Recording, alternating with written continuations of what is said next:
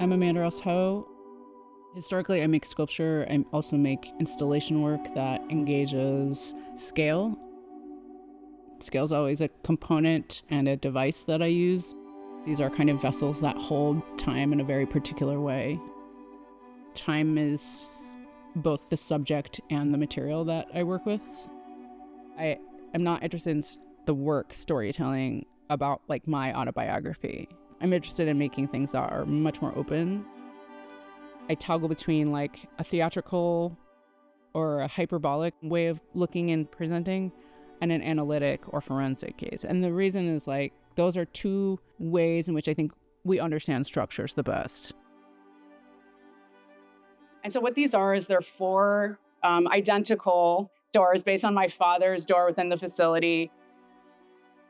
It's a brand new piece that responds to my current surroundings and experience. I'm being a caretaker for my family. It is a collection of decorations that I've observed over time in the nursing facility that my dad and my aunt have been living in for a long period of time. The decorations are time markers. These are containers or vessels for time. You know, a very inexpensive, intended to be ephemeral, really like a stand-in.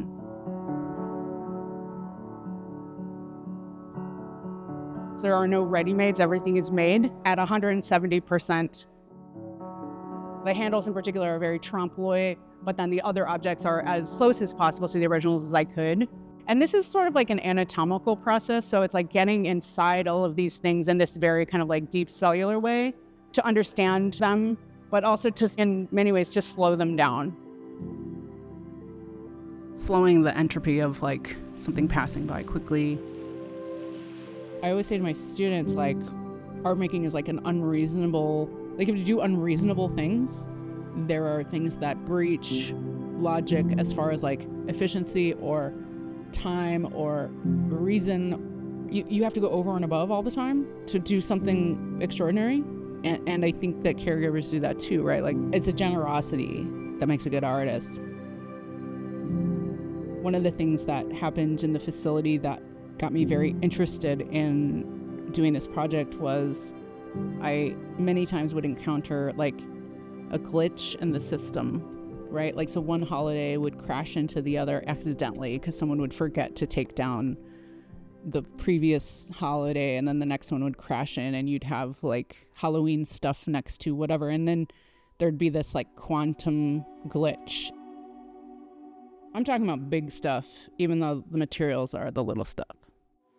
The piece is kind of taking that as a cue and enacting this like mega glitch where everything is aggregated into one. This grouping of objects was an archive, and it represented a period of time that I had spent in the facility as well. The ambition is devotional. The ambition is not just to make something bigger or better. That's not what I mean. The ambition is, it's bigger than me, it's devotional, and that's what brings it back to the sacred. So it's funny, it's sad, it's bleak, it's devastating, it's the most beautiful thing in the world.